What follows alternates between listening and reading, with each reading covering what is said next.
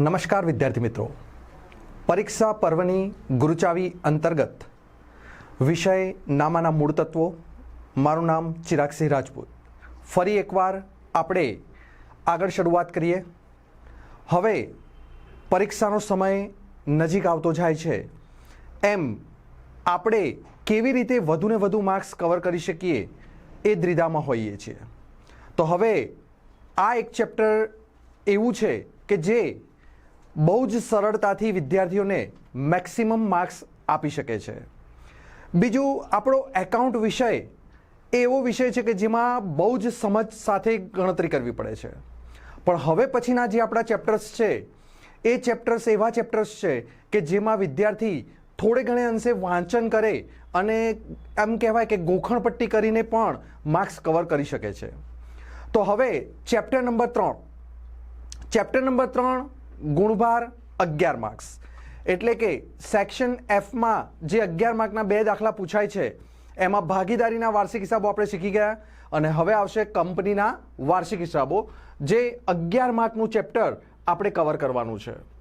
તો સૌથી પહેલાં જોઈએ કે નાણાકીય પત્રકો. નાણાકીય પત્રકોનો અર્થ, નાણાકીય પત્રકો કોને કહેવાય?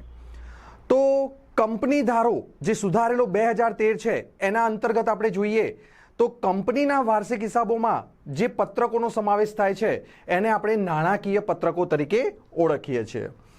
હવે આ પ્રક્રિયામાં આપણે કેવી રીતે જાણ કરવાની હોય છે? તો તમે જુઓ કે કંપનીમાં ઘણા બધા પક્ષકારો આધાર રાખતા હોય છે.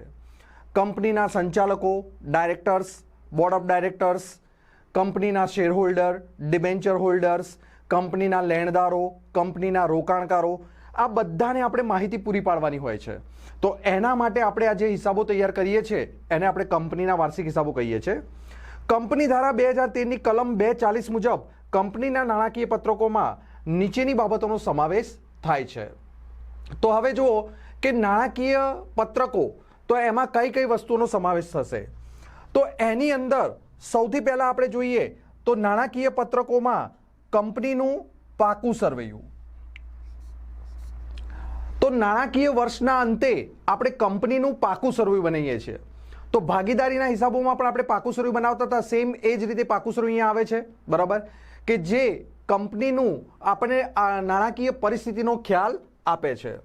ત્યાર પછી બીજો આવે છે નાણાકીય વર્ષ માટેનું નફા નુકસાન ખાતું, બરાબર. કોઈ પણ કંપની છે એ કેટલો નફો કરે છે એ જાણવા માટે નફા નુકસાનનું પત્રક બનાવે છે. પણ જો નફા માટે પ્રવૃત્તિ ન કરતી કંપની હોય તો એ લોકો શું બનાવશે? ઉપજ ખર્ચ ખાતું બનાવશે. આ બે વસ્તુઓનો અભ્યાસ આપણે આજે આ ચેપ્ટરમાં કરવાનો છે. ત્યાર પછી આવે છે નાણાકીય વર્ષ માટે રોકડ પ્રવાહ પત્રક. તો એ હવે નેક્સ્ટ એક લેક્ચર આવશે આપણો, એની અંદર આપણે રોકડ પ્રવાહની માહિતી મેળવીશું. ઇક્વિટીમાં ફેરફાર દર્શાવતું પત્રક જો લાગુ પડતું હોય તો, જે આપણે ખાલી ફક્ત થિયરિકલ છે, દાખલામાં ક્યાં આવવાનું નથી.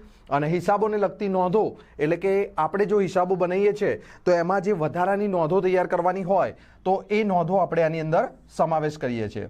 તો આટલી વસ્તુઓ આપણે કંપનીના વાર્ષિક હિસાબોમાં સમાવેશ કરીશું. હવે કંપનીનું નફા નુકસાનનું પત્રક, બરાબર. તો જો અમે અહીંયા જે સૂચના લખી છે કે દરેક હેડિંગની અંદર કયા કયા મુદ્દા આવી શકે તે માટે ચોપડીના પેજ નંબર 132 થી 133નો અભ્યાસ કરવો, બરાબર. તો તમારે ધ્યાન રાખવાનું છે કે આ કંપનીનું જે નફા નુકસાનનું પત્રક અને પાકું સરવૈયું છે એ કમ્પલસરી હવે આપણે ઊભા ફોર્મેટમાં બનાવવાનું છે, બરાબર.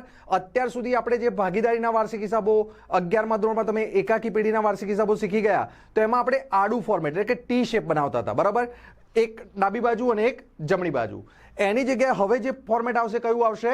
ઊભું ફોર્મેટ, જેને આપણે આઈ શેપ તરીકે પણ ઓળખીએ છીએ.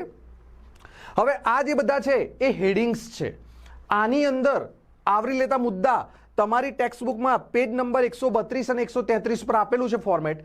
એની અંદર દરેક મુદ્દાની અંદર ડિટેલ્સમાં કયા કયા મુદ્દા આવી શકે છે તો એનો અભ્યાસ તમારે જાતે આ ચેપ્ટરના પેજ નંબર આપ્યા છે તો એ પ્રમાણે તમારે કરવાનો રહેશે. હું તમને અત્યારે એનો ખ્યાલ આપું છું.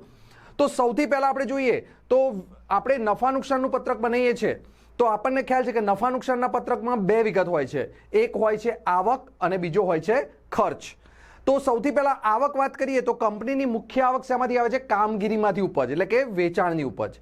તો દાખલામાં તમને કામગીરીમાંથી ઉપજ એવો શબ્દ આપેલો હોય અથવા તો વેચાણ આપેલું હોય તો ખાસ ધ્યાન રાખવાનું કે આપણે ત્યાં ચોખ્ખું વેચાણ ધ્યાનમાં લેવાનું છે.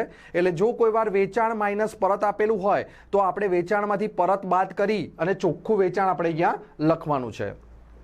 ત્યાર પછી બીજો મુદ્દો આવશે અન્ય ઉપજ. તો અન્ય ઉપજની અંદર શું કરવાનું છે આપણે? તો અન્ય ઉપજની અંદર તમારે જે ઉપજ આવતી હોય, બરાબર, એટલે કે વેચાણ સિવાય જેટલી પણ ઉપજ આવતી હોય તો એ બધી ઉપજો આપણે ધ્યાનમાં લેવાની છે.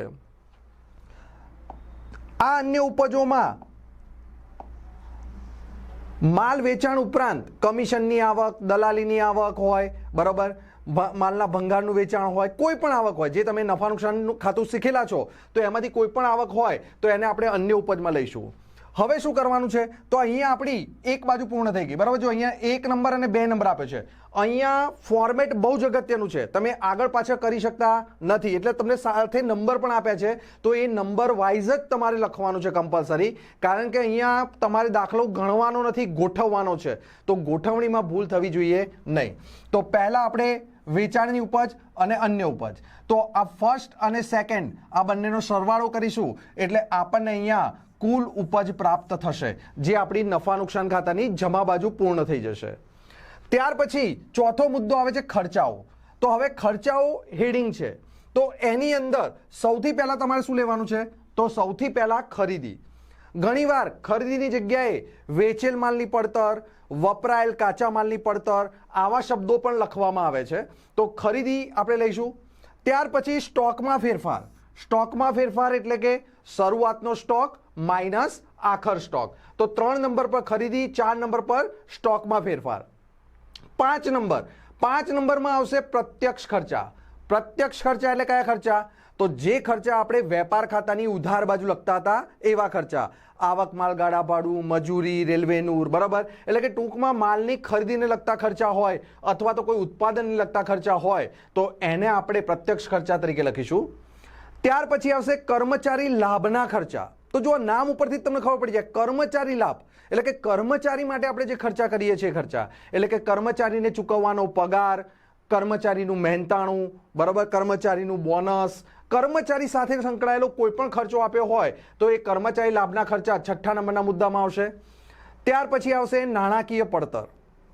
નાણાકીય પડતર એટલે કે આપણા નાણાકીય ખર્ચા, એટલે કે આપણે જે વ્યાજ ચૂકવ્યું હોય, બરાબર, એટલે કે કોઈ પણ પ્રકારનું દેવું મેળવ્યું હોય, આપણે લોન લીધી હોય અને એના પર જો આપણે વ્યાજ ચૂકવ્યું હોય તો એવા નાણાકીય ખર્ચા 7મા નંબર પર આવશે.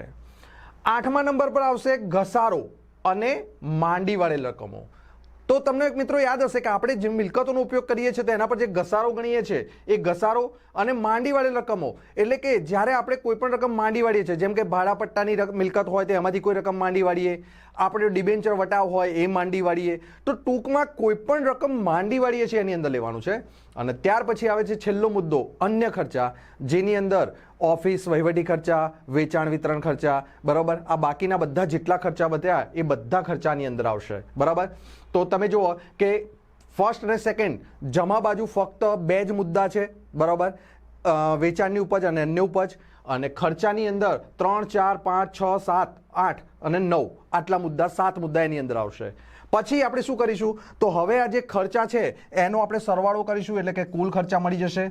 દાખલા તરીકે આપણે આને A કહીએ, આને B કહીએ, તો હવે A માઇનસ B એટલે કે આવકવેરાનો પહેલો નફો. જો અહીંયા લખેલું છે કે 3 માઇનસ 6, બરાબર, તો 3 માઇનસ 4, તો 3 નંબરનું જે કુલ ઉપજ છે અને 4 નંબરનું જે ટોટલ થયું એ બાદ કરીશું એટલે આપણને શું મળી જશે? કરવેરા પહેલાનો નફો. દાખલામાં પછી તમને કરવેરાની જોગવાઈ આપેલી જશે, 30% લગભગ આપવામાં આવે છે, તો જે નફો આવ્યો એના 30% આવકવેરાની જોગવાઈ કરવાની છે અને બાદ કરીશું એટલે આપણને આવકવેરા પછીનો નફો મળી જશે, બરાબર. તો આ રીતે તમારે ફોર્મેટ યાદ રાખવાનું છે. હવે દાખલો વાર્ષિક હિસાબોનો પૂછાય એટલે શું ધ્યાન રાખવાનું છે? તો અહીંયા તમે જે આવકવેરાની જોગવાઈ કરો છો, બરાબર, આવકવેરાની જોગવાઈ, તો આની બીજી અસર ક્યાં જશે? પાકા સરવૈયામાં. અને આવકવેરા પછીનો જે નફો છે, બરાબર, આવકવેરા પછીનો નફો છે એની પણ બીજી અસર ક્યાં જશે? પાકા સરવૈયામાં. તો આટલું તમારે જાતે યાદ રાખવાનું છે, બરાબર, કારણ કે હવાલો ના હોય, આપણે જાતે સમજી જવાનું છે કે આ જે જોગવાઈ કરી છે તો એ જોગવાઈ ક્યાં આવે? પાકા સરવૈયામાં. અને જે નફો છે તો એ પાકા સરવૈયામાં અનામત અને વધારો શીર્ષક હેઠળ લખવાનું છે. તો આ બે મુદ્દા તમારે આમાંથી ખાસ યાદ રાખવાના છે. ચલો, ત્યાર પછી બીજો અગત્યનો પોઈન્ટ, પાકું સરવૈયું. તો પાકા સરવૈયામાં પણ અહીંયા બધા મુદ્દા આપેલા છે. તો આ દરેક મુદ્દામાં અંદર ડિટેલ્સમાં ઘણું બધું આવતું હોય છે. તો એના માટે મેં તમે બાજુમાં લખ્યું છે, તમે જોઈ શકો છો કે દરેક હેડિંગની અંદર કયા કયા મુદ્દા આવી શકે તે માટે ચોપડીના પેજ નંબર 127 થી 129. તો 127 થી 129માં તમને જે પાકા સરવૈયાનું ફોર્મેટ આપેલું છે એની અંદર દરેક મુદ્દાની અંદર સંભવિત તમામ બાબતોનો સમાવેશ કરેલો છે. તો તમારે એ યાદ રાખવાનું છે અને એક કે બે વાર તમે રિપીટ કરશો એટલે તમને ખ્યાલ આવી જશે કે કયા કયા મુદ્દા આપણે ધ્યાનમાં લેવાના છે. તો સૌથી પહેલા વાત કરીએ તો પાકા સર્વેમાં પહેલી બાજુ આવશે ઇક્વિટી અને જવાબદારી. ઇક્વિટી અને જવાબદારી બાજુ સૌથી પહેલા આવશે શેર હોલ્ડર્સના ભંડોળ. આનો ઉપયોગ આગળ પણ આવતો હોય છે એટલે તમારે ખાસ યાદ રાખવાનું, ગુણોત્તરોમાં અને બધી જગ્યાએ આપણે આની જરૂર પડશે. તો શેર હોલ્ડર્સના ભંડોળ, તો શેર હોલ્ડર્સના ભંડોળમાં બે વસ્તુ આવશે. એક આવશે શેર મૂડી અને બીજું આવશે અનામત અને વધારો. પહેલો મુદ્દો આવશે શેર મૂડી અને બીજો મુદ્દો આવશે અનામત અને વધારો. તો શેર મૂડી, તો એમાં કંપનીની ઇક્વિટી શેર મૂડી, પ્રેફરન્સ શેર મૂડીનો સમાવેશ થઈ જશે. અને અનામત અને વધારો, તો જે આપણે નફા નુકસાન ખાતામાંથી નફો આવ્યો તો એ નફો અહીં આવશે. આ ઉપરાંત જો ભૂતકાળની કોઈ નફાની બાકી હોય, જમા બાકી, તો એની અંદર આવશે. આ સિવાય કંપનીએ જેટલી પણ અનામતો રાખેલી હોય તો એ અનામતો એની અંદર આવશે. એટલે પહેલો મુદ્દો પૂરો થઈ જશે. પછી બીજો મુખ્ય મુદ્દો છે બિનચાલુ જવાબદારીઓ. જો બિનચાલુનો અર્થ શું થાય? લાંબા ગાળાની જવાબદારીઓ. તો હવે એની અંદર તમારે યાદ રાખવું પડશે કે એની અંદર ત્રણ મુદ્દા આવશે. તો લાંબા ગાળાના ઉછીના નાણાં, લાંબા ગાળાની જવાબદારીઓ અને લાંબા ગાળાની જોગવાઈઓ. બરાબર, તો તમે આ ત્રણ શબ્દ યાદ રાખી શકો કે બિનચાલુ જવાબદારીઓની અંદર ત્રણ મુદ્દા આવશે. તો એમાં ઉછીના નાણાં, જવાબદારી અને જોગવાઈ લાઈન સર જ આવવું જોઈએ. ઉપર નીચે થશે તો માર્ક્સ કપાઈ જશે. બરાબર, તો બિનચાલુ જવાબદારીની અંદર ઉછીના નાણાં, જવાબદારી અને જોગવાઈ, જે નંબર 3, 4 અને 5, આ ત્રણ નંબર તમારે યાદ રાખવાના છે. ત્યાર પછી આવશે ચાલુ જવાબદારીઓ. ચાલુ જવાબદારીઓની અંદર ચાર મુદ્દા છે. બરાબર, તો ચાલુ જવાબદારીમાં પહેલા આવશે ઉછીના નાણાં. જો અહીંયા ઉછીના નાણાં હતા, અહીંયા પણ ઉછીના નાણાં છે. બરાબર, પછી વેપારી દેવા, આ એક બીજું વચ્ચે યાદ રાખવાનું છે. પછી જુઓ તો ચાલુ જવાબદારીઓ, તો અહીંયા જવાબદારીઓ હતી અને પછી જોગવાઈઓ. એટલે જુઓ એ જ સિક્વન્સ છે, ઉછીના નાણાં, જવાબદારી, જોગવાઈ, ઉછીના નાણાં, જવાબદારી અને જોગવાઈ. બરાબર, પણ વચ્ચે ખાલી બીજા નંબર પર વેપારી દેવા યાદ રાખવાના છે. બરાબર, તો ટૂંકા ગાળાના ઉછીના નાણાં, વેપારી દેવા, અન્ય ચાલુ જવાબદારી અને ટૂંકા ગાળાની જોગવાઈઓ. હવે આની અંદર કઈ કઈ બાબતો આવી શકે? તો લાંબા ગાળાના ઉછીના નાણાં એટલે કે ડિબેન્ચર. તમે લોકો પાસેથી ઉછીના પૈસા લીધા છે અને તમારે એ પૈસા 5 વર્ષે 10 વર્ષે ચૂકવવાના છે તો એને ઉછીના નાણાં કહેવાય. જવાબદારી, તો જે આપણે પ્રોવિડન્ટ ફંડ કે કંઈ પણ હોય, બરાબર, જે આપણે ચૂકવવાનું હોય તો એ આપણી જવાબદારી કહેવાય. અને જોગવાઈઓ, તમે કોઈ લાંબા ગાળા માટે જોગવાઈ કરી હોય. ટૂંકા ગાળાના ઉછીના નાણાં, બેંક ઓવરડ્રાફ્ટ, 1 વર્ષ કે ઓછી સમયમાં ચૂકવવાનું હોય. વેપારી દેવા, લેણદારો, દેવી હુંડી વગેરે. ચાલુ જવાબદારી, ચૂકવવાના બાકી ખર્ચા, બરાબર, અગાઉથી મળેલા આવક. અને ટૂંકા ગાળાની જોગવાઈઓ, બરાબર, જેમાં આપણે કરવેરાની જોગવાઈ અહીંયા લેવાનું છે. બરાબર, તો આ આપણી પાકા સર્વેની એક બાજુ પૂર્ણ થઈ ગઈ. બરાબર, હવે આ એક બાજુ પૂર્ણ થઈ ગઈ એટલે આપણે એનો ટોટલ કરી દઈશું અને પછી બીજી બાજુ બનાવવાની છે મિલકતો. મિલકતો માટે પણ આપણે એ જ પાના નંબર લખેલા છે, એની અંદર જ બધી માહિતી આપેલી છે. હવે મિલકતોમાં બે ભાગ છે, પણ તમે જુઓ કે તમે ઇઝીલી યાદ રાખી શકો એટલા માટે તમને ખ્યાલ હશે. શેર મૂડીમાં કેટલા પોઈન્ટ આવ્યા? 2. પછી બિન ચાલુ જવાબદારીમાં કેટલા આવ્યા? 3. પછી ચાલુ જવાબદારીમાં કેટલા આવ્યા? 4. 2, 3, 4. હવે તમે જુઓ કે અહીંયા મિલકતોમાં તમે જુઓ તો 5 મુદ્દા આવશે અને 1, 2, 3, 4, 5, 6. અને ચાલુ મિલકતોમાં કેટલા આવશે? 6. લાઇનસર 2, 3, 4, 5 અને 6. તો મિલકતોમાં 5 અને 6. તો પહેલા બિનચાલુ મિલકતો. બિનચાલુ મિલકતોની અંદર તમે જુઓ તો 2 મુદ્દા આવે છે. કાયમી મિલકતોની અંદર દ્રશ્ય અને અદ્રશ્ય. તો કાયમી મિલકતોમાં 2 આવશે, દ્રશ્ય અને અદ્રશ્ય. દ્રશ્ય મિલકતો એટલે કઈ મિલકતો? તો જમીન, મકાન, પ્લાન્ટ, યંત્રો, જેને આપણે જોઈ શકીએ છીએ બધી મિલકતો. જ્યારે અદ્રશ્ય મિલકતો એટલે જે મિલકતોને આપણે જોઈ શકતા નથી, જેમ કે પાઘડી, પેટન્ટ, કોપીરાઇટ, ટ્રેડમાર્ક્સ, અને સાથે સાથે તમારે નામ યાદ રાખવાનું છે લાયસન્સ, ફ્રેન્ચાઇઝીસ વગેરે. બરાબર, તો એ આપણે અદ્રશ્ય મિલકતોમાં આવશે. ત્યાર પછી આવશે બિનચાલુ રોકાણો. તમે કોઈ બીજી કંપનીના શેરમાં કે ડિબેન્ચરમાં રોકાણ કર્યું હોય, તમે સરકારી જામીનગીરીમાં રોકાણ કર્યું હોય, તમે બેંકમાં બાંધી મુદતની થાપણ ફિક્સ ડિપોઝિટ કરી હોય, તો એ બધા બિનચાલુ રોકાણો આવશે. લાંબા ગાળાની લોન અને ધિરાણ. હવે આપણે કોઈને લોન આપી હોય, બરાબર, તો આપણે આપણા કર્મચારીઓને લોન આપી હોય તો એ લોન આની અંદર આવશે. અને અન્ય બિનચાલુ મિલકતો, તો એ સિવાયની કોઈ પણ લાંબા ગાળાની મિલકતો હોય તો એ અન્ય બિનચાલુ મિલકતોમાં આવશે. તો આ રીતે આપણે 5 મુદ્દા બિનચાલુ મિલકતોની અંદર યાદ રાખવાના છે. હવે આવે છે ચાલુ મિલકતો. ચાલુ મિલકતમાં પહેલા આવશે ચાલુ રોકાણો. એવા રોકાણો કે જે આપણે 1 વર્ષ કરતા ઓછા સમયમાં, ખાસ યાદ રાખવાનું, ઘણીવાર રોકાણો શબ્દ આપ્યો હોય તો કૌંસમાં તમને માહિતી આપી દે કે કૌંસમાં 1 વર્ષ સુધીના, તો એ ચાલુ રોકાણોમાં આવે. જો કોઈ માહિતી ના આપી હોય તો શેમાં આવે? બિનચાલુ રોકાણોમાં આવે. ત્યાર પછી આવે છે માલ સામગ્રી. માલ સામગ્રી એટલે કે જે માલનો આખર સ્ટોક વધ્યો હોય એ આપણે લઈશું. વેપારી લેણા. વેપારી લેણા એટલે શું લેવાનું? તો દેવાદારો અને લેણી હુંડી. રોકડ અને રોકડ સમકક્ષ. તો રોકડ અને રોકડ સમકક્ષ એટલે આપણી પાસે જે રોકડા પૈસા હોય, આપણું બેંક બેલેન્સ હોય, અને સાથે સાથે આપણી પાસે જે ચેક્સ વગેરે પડ્યા હોય એ રોકડ અને રોકડ સમકક્ષ આવે છે. ટૂંકા ગાળાની લોન અને ધિરાણ. આપણે કોઈને લોન આપી હોય કે ઉછીના પૈસા આપ્યા હોય શોર્ટ ટર્મ માટે, 1 વર્ષ કે એના કરતાં ઓછા સમય માટે. અને અન્ય ચાલુ મિલકતો. બરાબર, તો આ સિવાયની જેટલી પણ મિલકતો હોય ચાલુ મિલકત, તો એને અન્ય ચાલુ મિલકતો. તો આટલા મુદ્દા તમે મેઇન યાદ રાખવાના છે જે ક્રમમાં આવવા જોઈએ. આની અંદર આવતા મુદ્દા ઉપર નીચે થશે તો ચાલશે, પણ આ જે 1 થી 20 સુધીના મુદ્દા છે પાકા સર્વેના, તો આ 20 મુદ્દા લાઇન્સર આવે.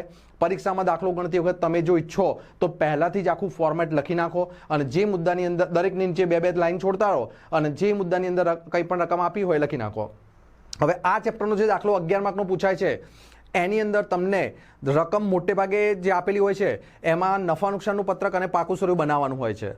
તો નફા નુકસાનના 6, 7, 8 મુદ્દા હોય અને પાકા સર્વેના 15 મુદ્દા. મેક્સિમમ 15-20 મુદ્દાથી વધારે મુદ્દા આવતા નથી, અને એને માત્ર તમે આ રીતે ગોઠવી અને ટોટલ કરીને માર્ક્સ લેવાના હોય છે. બરાબર, એટલે બહુ જ ઇઝી ચેપ્ટર છે. બરાબર, કોઈ ગભરાવાની જરૂર નથી. ફોર્મેટ્સ તમે લાંબા જુઓ છો એટલે ગભરાઈ જાઓ છો કે આ શું છે, પણ એ બધું જ પરીક્ષામાં નથી પૂછાવાનું. પણ તમારે એટલું યાદ રાખવાનું છે કે જો એવું નામ આવે છે તો એને તમારે ક્યાં લખવાનું છે એ જ ખાલી યાદ રાખવાનું છે. બરાબર, એટલે બહુ જ ઇઝીલી તમે માર્ક્સ આમાંથી મેળવી શકો એના માટે ખૂબ જ, અને પરીક્ષામાં ખાસ તમને કંઈ આગળ કીધું છે એ પ્રમાણે કે પેપર સેટર જે હોય છે એ ચોપડીને જ મહત્વ આપે છે. બરાબર, એટલે કે ચોપડીના ઉદાહરણ અને દાખલા જ પૂછાતા હોય છે, અને પરીક્ષામાં તમે જોશો તો અહીંયા બહુ જ ઓછા દાખલા છે કે જે તમે કરી અને પૂરેપૂરા માર્ક્સ કવર કરી શકશો. તો અગત્યના ઉદાહરણ નંબર 10, 12, 13 અને 14. બરાબર, અને દાખલામાં 6, 8, 9 અને 10. બરાબર, આટલા જ દાખલા તમે કરશો તો પણ હું ગેરંટી મારીને કહું છું કે તમે 11 માંથી 11 માર્ક્સ